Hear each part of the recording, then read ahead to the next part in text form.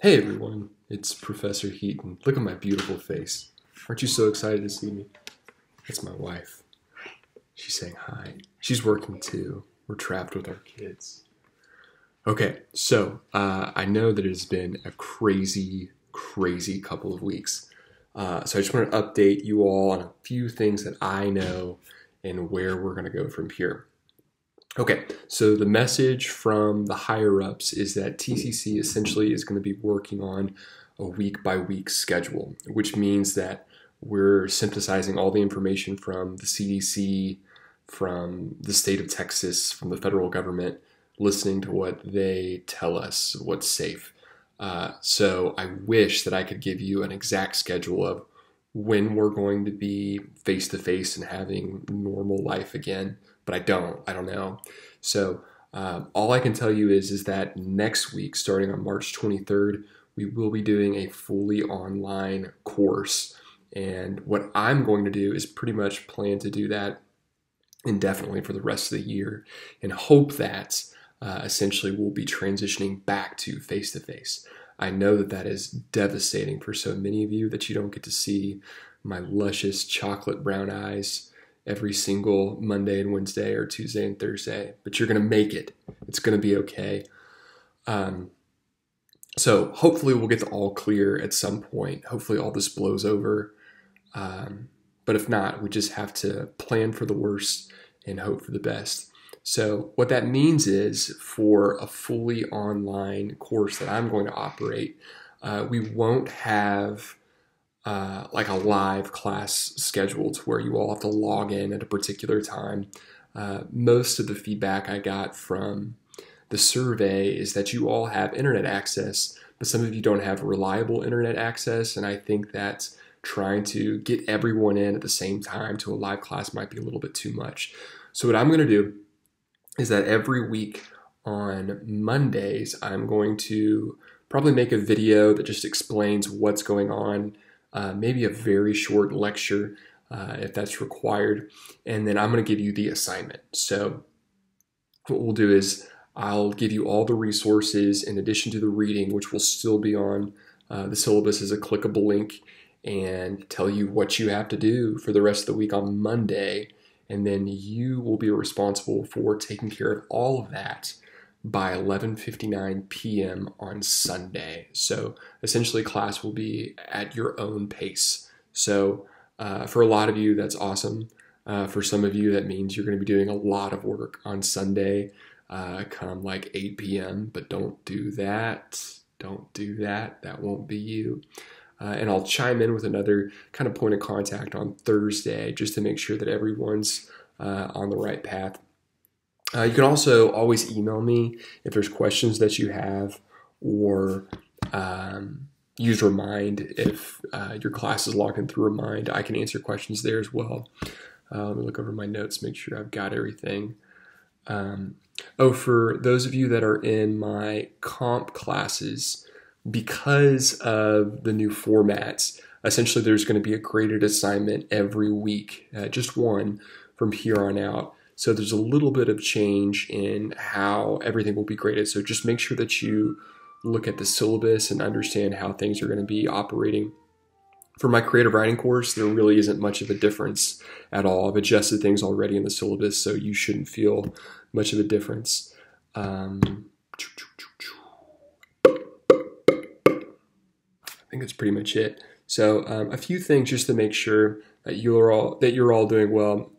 Your health is the primary concern to me. So I hope everyone's doing fine. This is weird. This is really, really weird. I don't really panic, and I'm not panicking, but it's just very odd. America is just shutting down. The world is shutting down. So a few things just to make sure that your mental health is doing well. I know that you're all probably really tempted to just treat this as if it was a break. And for those of you that are in my dual credit class, for your classes that meet in the high school, you might still be on break indefinitely. And your dual credit classes might be the only classes that you're actually doing work in. But try not to treat it like it's a break. I've been reading a lot about the psychology of quarantine. And just a few points of advice that I hope you all heed. Try waking up early. I know that's wild. Try going to bed at the same type of hour that you would if it was a school night, which for some of you I understand is 2 a.m. But that means that you're doing life wrong. So go to bed at a normal hour. Wake up at a good early hour. Make your bed. That sounds wild, but it really does help get you in a good space mentally. Get dressed. I know a lot of you are like wearing your Spider-Man PJs around the clock and they smell disgusting. Don't do that. Put on some pants. Put on a collared shirt. I have a few of them and I'm wearing one now. Shower. Try to have some sort of exercise routine. YouTube has a gajillion things. Just get your blood flowing a little bit. It's really tempting to just hop on the couch and, I don't know, what are you watching? You watching The Witcher? You aren't watching The Witcher. Whatever you're watching. What's that love show? There's a love show. Don't watch that. But just hopping on the couch, watching Netflix and slamming Doritos 24/7. Don't do that. Exercise, eat well, try to socialize, hop on FaceTime with your friends and just talk. It's really important that you see other people's faces that aren't your parents, right? Read. Hopefully some of my assignments will give you some interesting readings. But anyway, the last thing that I want to do is I want to share something that's been really encouraging for me. So we all know that COVID-19 is serious. In a lot of cases, it's deadly, especially for people that are older. It is a serious global pandemic. But one of my favorite authors, his name's C.S. Lewis. He wrote this 72 years ago with the threat of the atomic bomb. And I think it applies today. So I just want to share it with you. In one way, we think a great deal too much of the atomic bomb.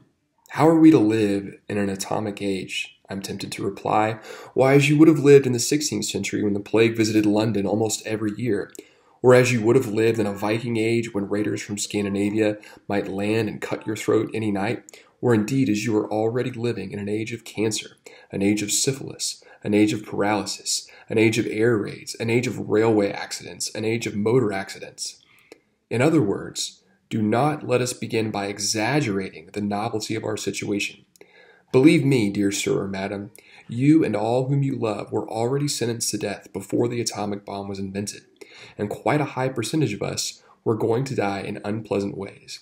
We had indeed one very great advantage over our ancestors, anesthetics, but we have that still. It is perfectly ridiculous to go about whimpering and drawing long faces because the scientists have added one more chance of painful and premature death to a world which already bristled with such chances, and in which death itself was not a chance at all, but a certainty. This is the first point to be made, and the first action to be taken is to pull ourselves together. If we are all going to be destroyed by an atomic bomb, let that bomb, when it comes, find us, doing something sensible and human things, praying, working, teaching, reading, listening to music, bathing the children, playing tennis, chatting to our friends over a pint and a game of darts, not huddled together like frightened sheep and thinking about bombs. They may break our bodies, a microbe can do that, but they need not dominate our minds. And once again, that's from C.S. Lewis from an essay called On Living in an Atomic Age. He wrote that in 1948. And it's applicable today. So find the finer things that you enjoy doing and try doing them. So I know this is weird and cheesy. I really care about all of you. I really love all of you. I hope that you're doing well. I'm here for you in every single way that I can be. I'm cooped up with my kids. I'm going a little nuts. I'll be happy to respond to any email that you have. Make sure you smash that like button, subscribe. Just kidding. You don't have to do that. But I am going to create a YouTube channel just to have all my videos in case you're missing them. Okay.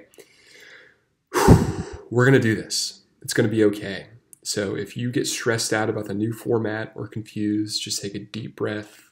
I'm on your side.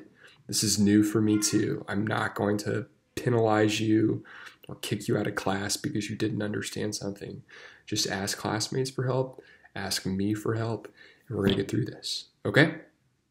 All right. Y'all are awesome human beings.